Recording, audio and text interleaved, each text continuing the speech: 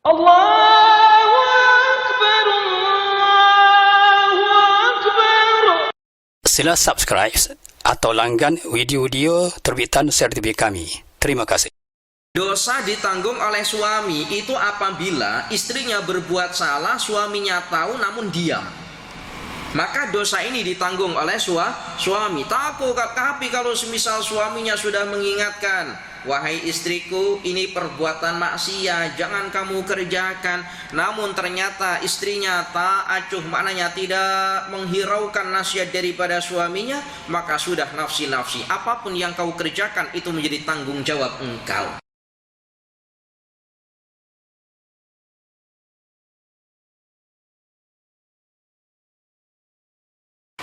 Bismillahirrahmanirrahim.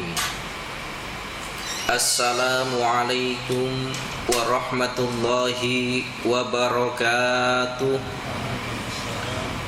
Alhamdulillahilladzi hadana bi ta'atih wa jazarna an maksiyatih, wa ashhadu an la ilaha illallah iqraran bi wahdaniyatih, wa ashhadu anna Muhammadan abduhu wa rasuluh, amma ba'du.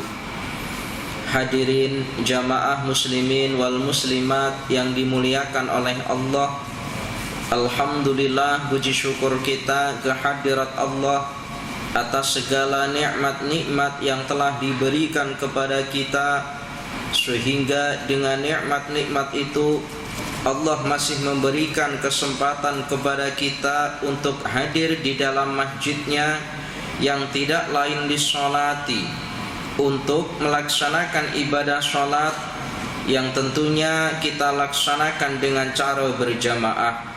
Semoga masjid yang sekarang kita duduk di dalamnya ini kelak di hadapan Allah akan bersaksi bahwa kita selama hidup di dunia termasuk golongan orang-orang yang soleh dan solehah. Allahumma amin ya rabbal alamin.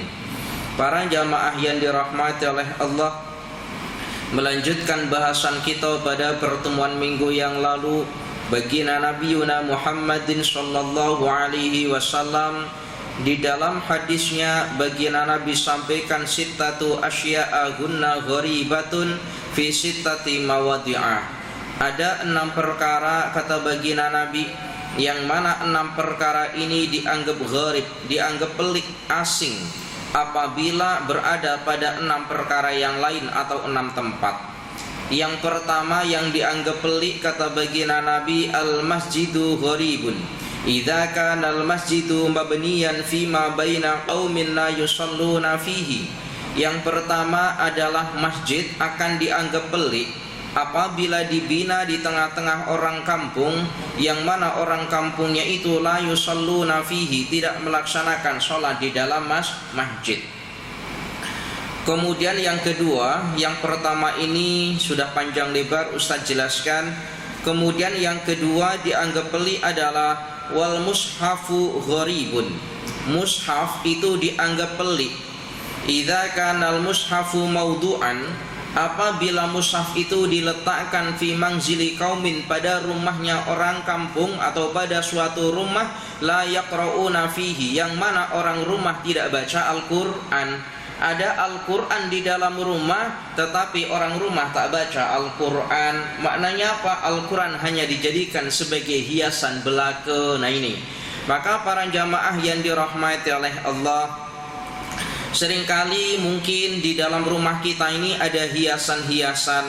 Apa hiasan? Di dinding-dinding itu biasanya ada hiasan berupa ayat-ayat Al-Quran. Mungkin kita tempel ada tulisan berupa lafzul jalalah Allah Muhammad.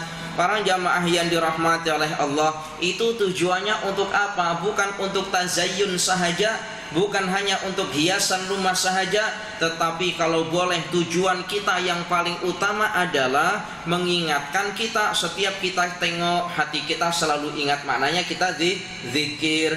Ada di dalam dinding kita biasanya ada tulisan berupa ayat kursi umpamanya. Tujuannya apa? Bila kita tengok hati kita ingat, begitulah. Berbeda dengan orang-orang yang sekarang ini kebanyakan apa? Beli ayat-ayat Al-Quran macam tulisan atau kaligrafi, letak dalam dinding. Tujuannya untuk apa? Ajimat. Apa ajimat itu? Ajimat ya, ajimat. Nah ini supaya rumah aman. Bukan macam tuh. Kenapa? Baginda Nabi Muhammad sallallahu alaihi wasallam, baginda Nabi bersabda dalam ayat Al-Quran itu, nawiru buyutakum, atau dalam ayat Al-Quranul Karim baginda Nabi sallallahu alaihi wasallam sampaikan, aksiru min tilawatil Qur'ani fi buyutikum, perbanyaklah baca Al-Quran di rumah-rumah kalian. Nah ini diperintah, perbanyaklah baca Al-Quran di rumah-rumah kalian. Bukan kita banyak-banyak letak Al-Quran, tapi perbanyaklah baca Al-Quran di rumah-rumah kalian. Saya ini seringkali diminta oleh orang kampung. Jadi, Ustadz boleh tak ajak pelajar Ustadz 15 orang baca Al-Quran di rumah saya, setiap orang 2 juzuk. Itu seringkali. Maka saya kata, saya tak boleh 15, saya hanya boleh 14 orang sahaja. Lalu yang satu macam mana Ustadz? Yang satu adalah keluarga. Saya kata, ini orang ada kematian, suruh sewa pelajar-pelajar tahfiz baca Al-Quran, tapi anaknya, warisnya tak ada yang baca Al-Quran. Salah ini. Sebab kewajiban atau yang paling berhak untuk mendoakan mayat itu siapa? Ya ahli warisnya. Ini anaknya tak pandai baca Al-Quran, sewa orang suruh baca. Nah ini jangan sampai anak-anak kita macam itu. Ajarkan anak kita tuh baca Al-Quran. Baginda Nabi kata, perbanyaklah baca Al-Quran di rumah-rumah kalian. Fa innal baital ladzi la yuqra'ul Qur'anu, karena rumah yang tidak dibacakan Al-Quran, yakillu khairuhu, siki kebaikannya, wa yaksuru syarruhu, banyak keburukannya, wa yadhiqu ala ahli, dan menjadikan orang yang ada di dalamnya itu tidak tenang. Mungkin suami istri sering kali begaduh, anak tak boleh tahan duduk ke rumah. Kalau ada tetamu 5 menit 10 menit, nak rasa pulang. Ada apa dengan rumah kita ini? Mungkin sikit atau tidak kita bacakan Al-Quran. Maka penting, bukan untuk ajimat Al-Quran itu, tetapi untuk kita baca. Para jamaah yang dirahmati oleh Allah, para jamaah yang dirahmati oleh Allah, yang ketiga yang dianggap pelik kata baginda Nabi adalah wal Qur'anu gharibun idza kana mahfuzan fi jawfil fasiqi. Al-Qur'anu gharibun, Al-Qur'an itu akan dianggap pelik idza kana al-mushafu mawdu'a, idza kana mahfuzan fi jawfil fasiqi, apabila dihafal oleh orang fasik. Jadi ada Al-Qur'an itu akan dianggap pelik apabila ayat-ayatnya itu dihafal oleh orang siapa? Fasik. Orang fasik itu siapa? Para jamaah yang dirahmati oleh Allah, orang fasik itu orang yang meyakini akan kebenaran Al-Quran di dalam hatinya, tetapi dia tidak mengamalkan isi kandungan yang ada di dalam Al-Quran. Namanya orang fasik, namanya. Tahu hukum halal, tahu hukum haram, tetapi yang halal, yang perintah tidak dikerjakan, justru yang haram itulah justru yang senantiasa dilakukan. Itu orang, namanya orang fasik. Para jamaah yang dirahmati oleh Allah, ya sekarang ini banyak para jamaah, banyak orang-orang yang bukan muslim itu ya hafal ayat-ayat Al-Quran. Saya itu ya punya kawan-kawan yang bukan muslim, saya itu ya banyak, itu ya biasa hafal Bismillahirrahmanirrahim, itu ya hafal karena memang seringkali mendengar bacaan Alhamdulillah, itu ya hafal biasa. Assalamualaikum warahmatullahi, itu ya hafal karena seringkali mendengar bacaan ayat Al-Quran itu ya, sebagian ayat-ayat itu hafal. Para jamaah yang dirahmati oleh Allah, tetapi terkadang mereka menghafalkan atau mempelajari Al-Quran itu tujuannya bukan untuk ihtidak, tujuannya bukan untuk mencari petunjuk atau kebenaran, tetapi tujuannya adalah untuk melemahkan, cari kelemahan umat Islam, dicari kesalahan-kesalahannya. Para jamaah yang dirahmati oleh Allah, banyak profesor-profesor luar negara yang bukan muslim itu tahu perihal tentang isi kandungan Al-Quran, bahkan banyak ayat-ayat itu hafal, tapi tujuannya nak melemahkan daripada orang Islam, bukan untuk ihtidak atau mencari petunjuk atau kebenaran. Para jamaah yang dirahmati oleh Allah, apa sih hukum orang kafir membaca Al-Quran? Hukumnya apa?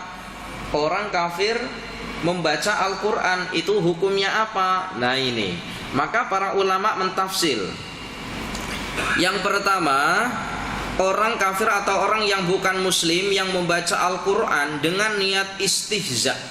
Istihza itu artinya apa? Bermain-main, melekehkan Al-Quran. Nah ini, ada orang kafir membaca Al-Quran tapi tujuannya adalah untuk istihza, melekehkan. Apa bahasa sini ya?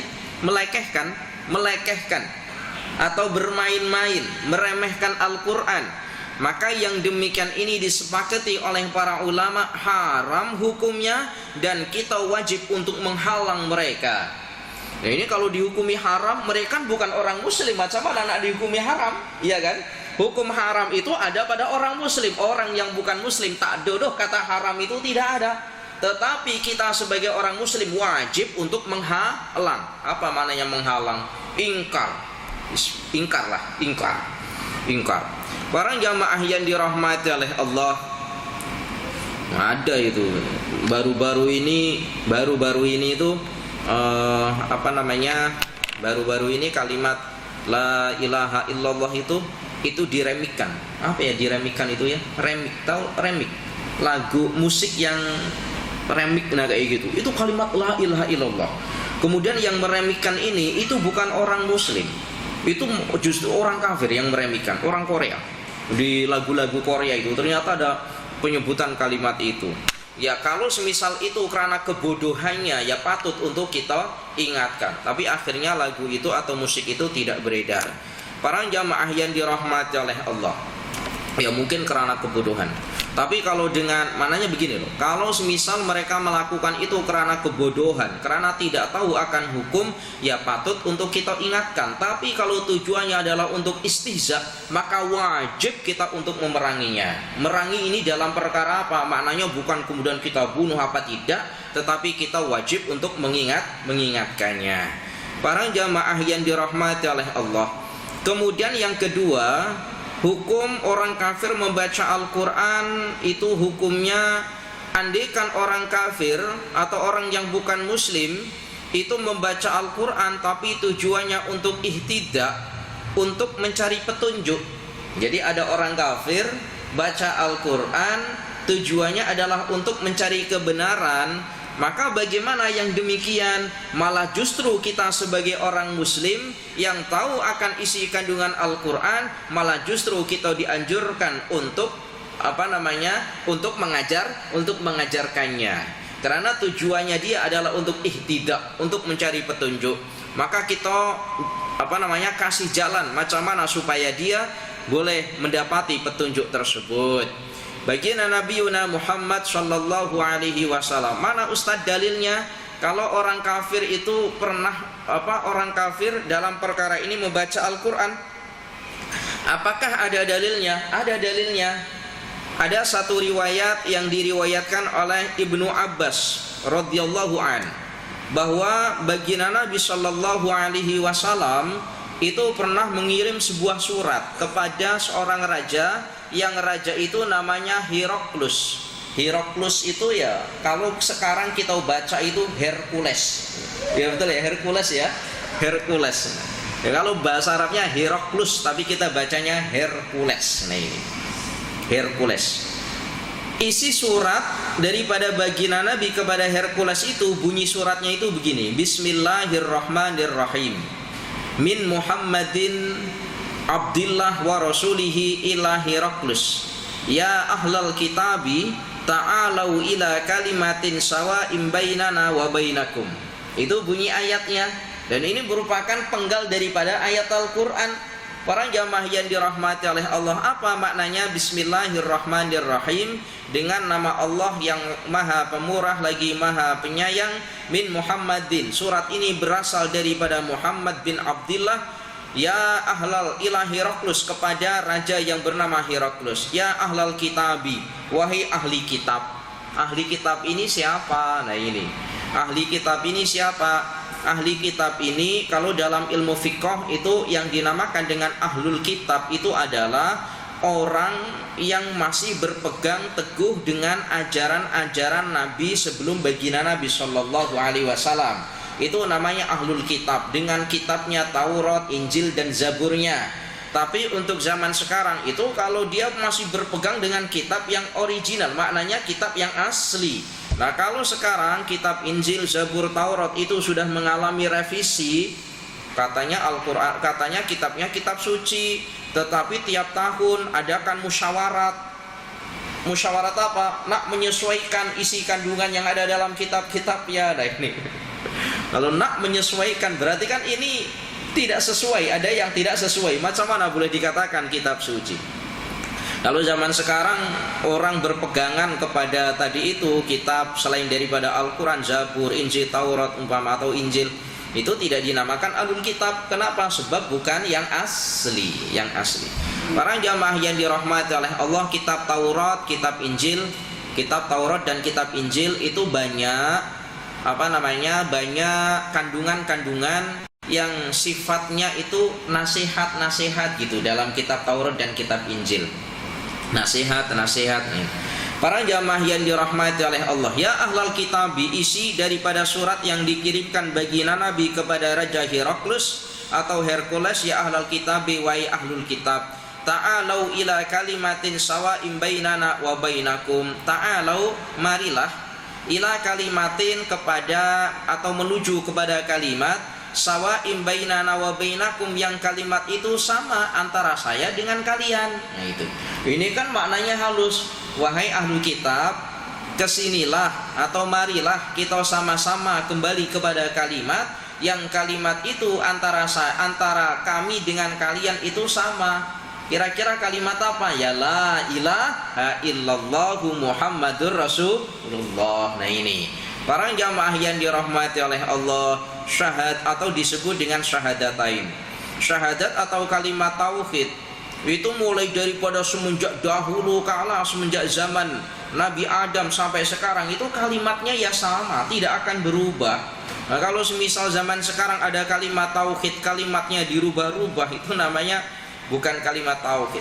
Kalimat tauhid itu ya satu, yaitu berupa kalimat la ilaha illallahu Muhammadur Rasulullah atau syahadatain. Para jamaah yang dirahmati oleh Allah, Imam An-Nawawi, hadis ini menandakan apa? Menandakan bahwa ayat Al-Quran itu boleh dibaca kepada orang yang bukan muslim, tetapi tujuannya adalah untuk mencari petunjuk. Itu boleh. Kemudian Imam An-Nawawi itu menyebutkan, itu diterangkan di dalam kitab Majmu' Syarah Muhadzab. Imam An-Nawawi itu menyebutkan akan keharusan mengajar Al-Quran kepada orang yang bukan muslim, kewajiban atau keharusan mengajarkan Al-Quran kepada orang yang bukan muslim jika kita mengharapkan ia memeluk atau masuk Islam. Jadi kalau ada begini, kalau ada orang yang bukan muslim nak masuk Islam, maka kita sebagai orang Islam itu justru wajib untuk mengajarkan isi-isi kandungan kepada mereka supaya tadi itu mendapat hidayah atau mendapat petunjuk. Sayyidina Umar sendiri, Sayyidina Umar itu kan tersentuh hatinya. Sayyidina Umar siapa sih orang yang tidak takut pada zaman itu dengan Sayyidina Umar? Banyak orang takut. Para jamaah yang dirahmati oleh Allah, tapi Sayyidina Umar masuk Islam itu disebabkan karena apa? Karena bacaan daripada adik perempuannya berupa surat Al-Quran. Akhirnya hatinya tersentuh, lalu ikrar di hadapan baginda Nabi masuk Islam. Kita terkadang yang Islam, orang Islam sendiri baca Al-Quran tapi hatinya biasa-biasa saja. Nah ini, ada apa dengan kita ini ya Allah ya Karim? Maka para jamaah yang dirahmati oleh Allah, pernah saya jelaskan khamsun hunna min dawa'il qalbi. Ada 5 perkara, yang 5 perkara itu menjadi obat daripada hati.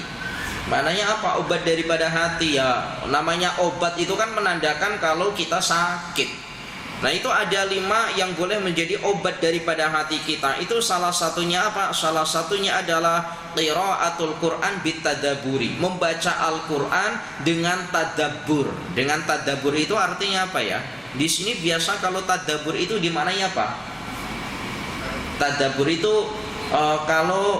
pengertian saya, tadabbur itu maknanya itu dengan menghayati maknanya, itu namanya tadabbur. Jadi bukan hanya setakat baca-baca saja, tetapi dengan tadabbur tadi itu. Sekarang itu kan mudah, banyak Al-Quran yang sudah ada terjemahan, kemudian ada tafsirnya di bawahnya. Nah ini mudah, bolehlah kita baca. Para jamaah yang dirahmati oleh Allah.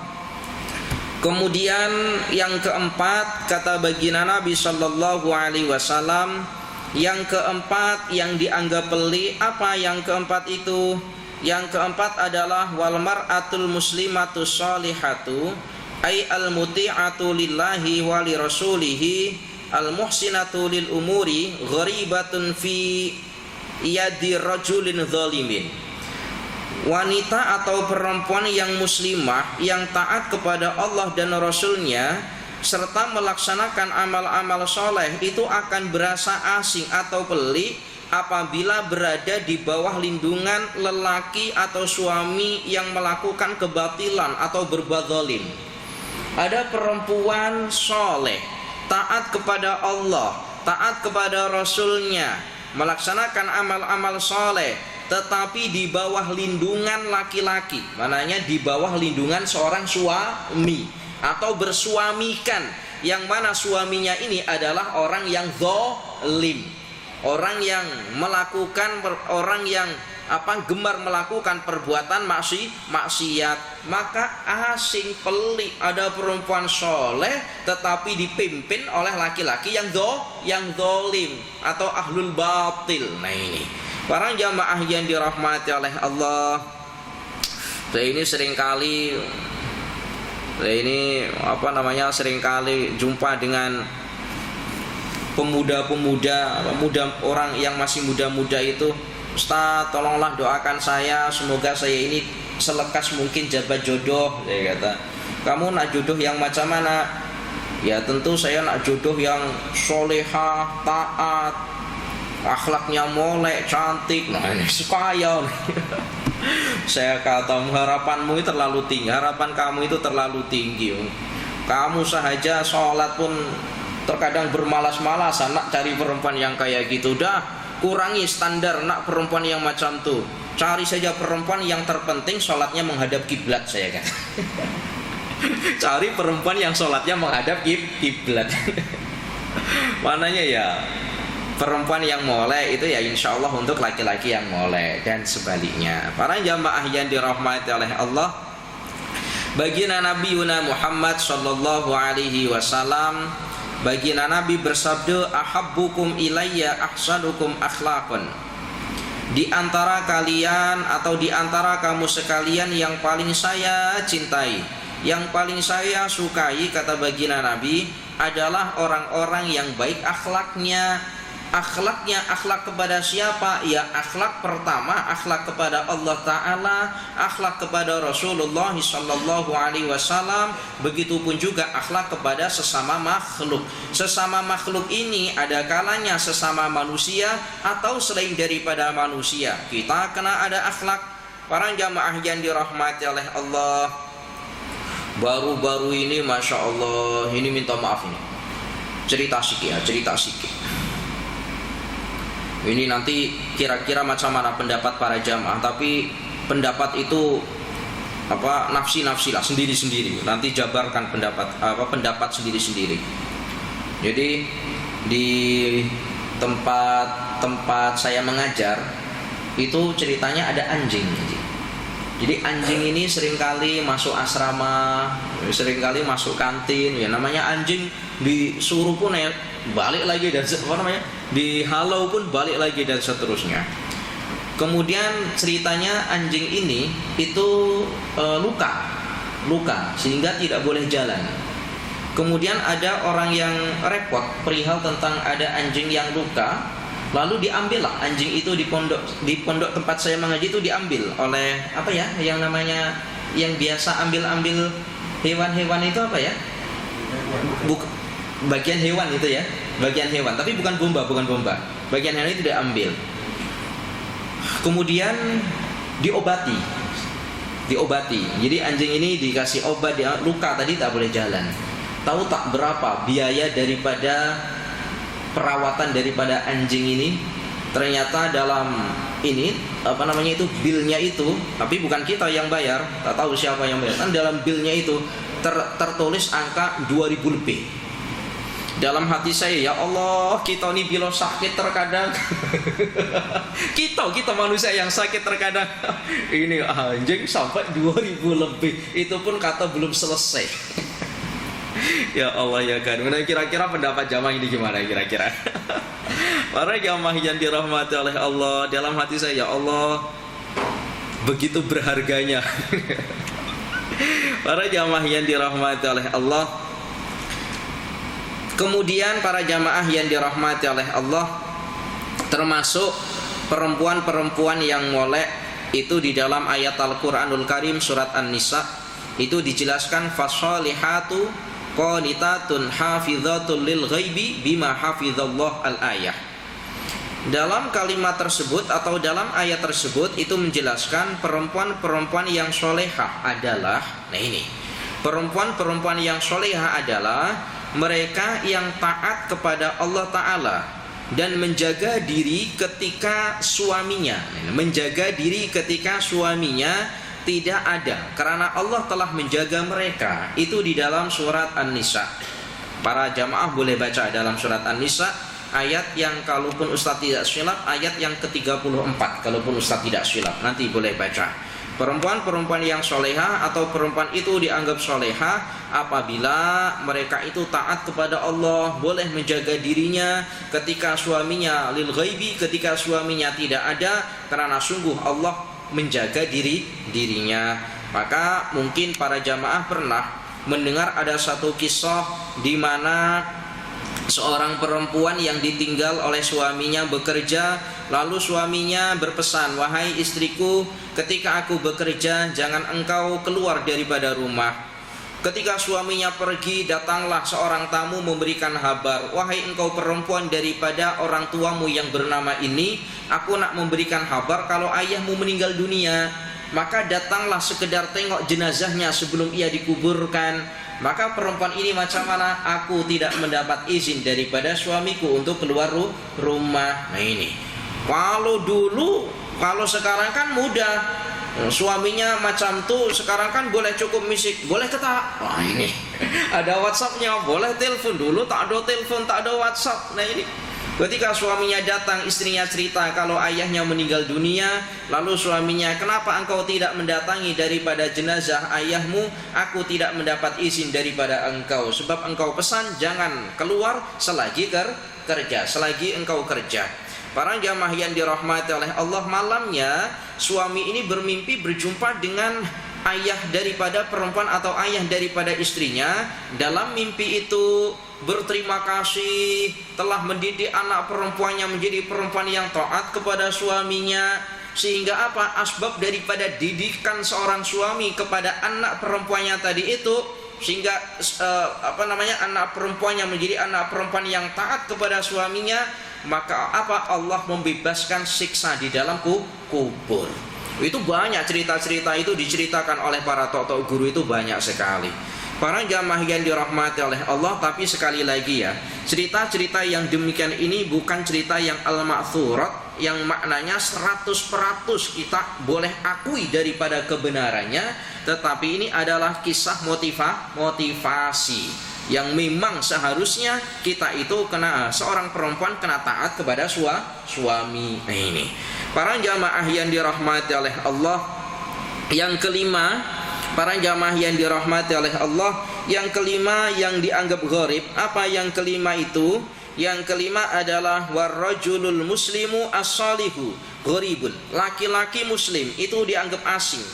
Laki-laki muslim itu maknanya ya Islam. Laki-laki muslim atau Islam as-salihu yang punya sifat soleh, gharibun itu dianggap asing.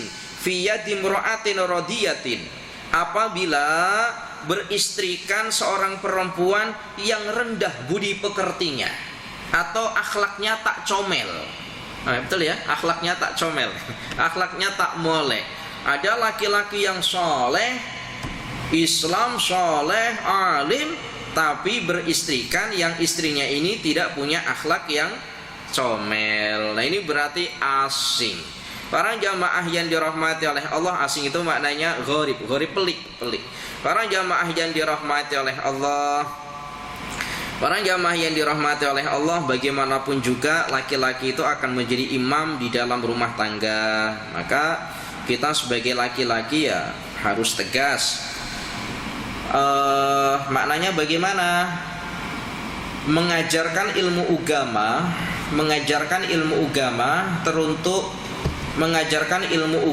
teruntuk istri dan anak itu bukanlah kewajiban orang lain, bukan kewajiban tok guru, itu bukan.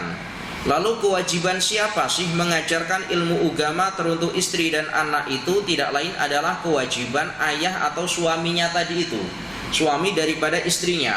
Itu kewajibannya. Kalau sekira suaminya, hal ini boleh dibaca dalam kitab yang ditulis oleh Syekh Az-Zarnuji di dalam kitab Ta'limul Muta'alim.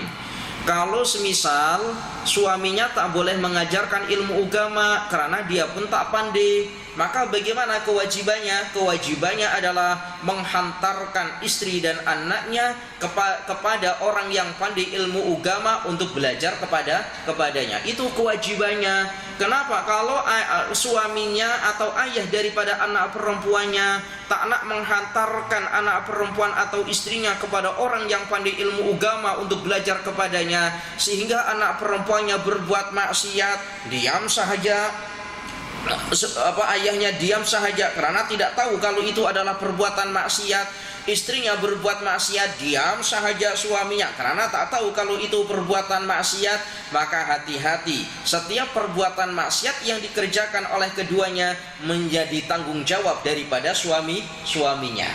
Maka ada kalimat begini para jamaah, ini perhatikan molek-molek. Ini banyak sekali tulisan-tulisan begini. Dosa yang diperbuat oleh dosa yang diperbuat oleh seorang istri itu menjadi tanggung jawab seorang suami. Pernah tak kita mendengar kalimat ini? Sering ya. Apakah itu 100% demikian? Tidak. Ustaz jelaskan. Dosa ditanggung oleh suami itu apabila istrinya berbuat salah, suaminya tahu namun diam.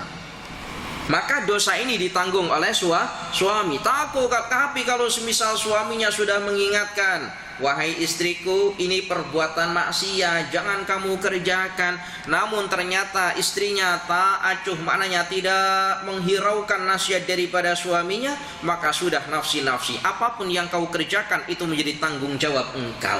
Nah ini, maka Masya Allah penting. Nah ini, ayo kita suami laki-laki ini yang peka sikit.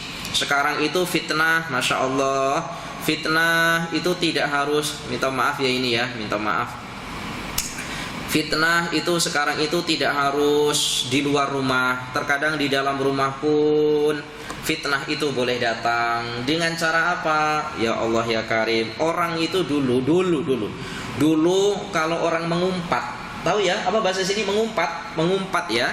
Dulu kalau orang mengumpat itu kena datang di tempat orang lain atau di kedai atau di mana dulu. Kalau sekarang orang mengumpat tidak harus semacam itu, cukup dengan main handphone sebelum tidur, WhatsAppan dengan kawannya, ini sudah dihitung mengumpat, membicarakan ini itu dan seterusnya.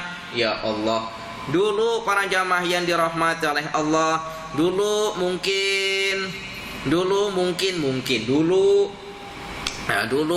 atau orang membuka auratnya itu di luar itu ya banyak. Tapi sekarang tidak harus dengan cara keluar selfie, ambil gambar, letak dalam Facebooknya dengan membuka auratnya dan seterusnya. Wa na'udzubillah, semoga keluarga kita terjaga daripada fitnah-fitnah semacam ini. Maka ada seorang tok guru menjelaskan begini, ada namanya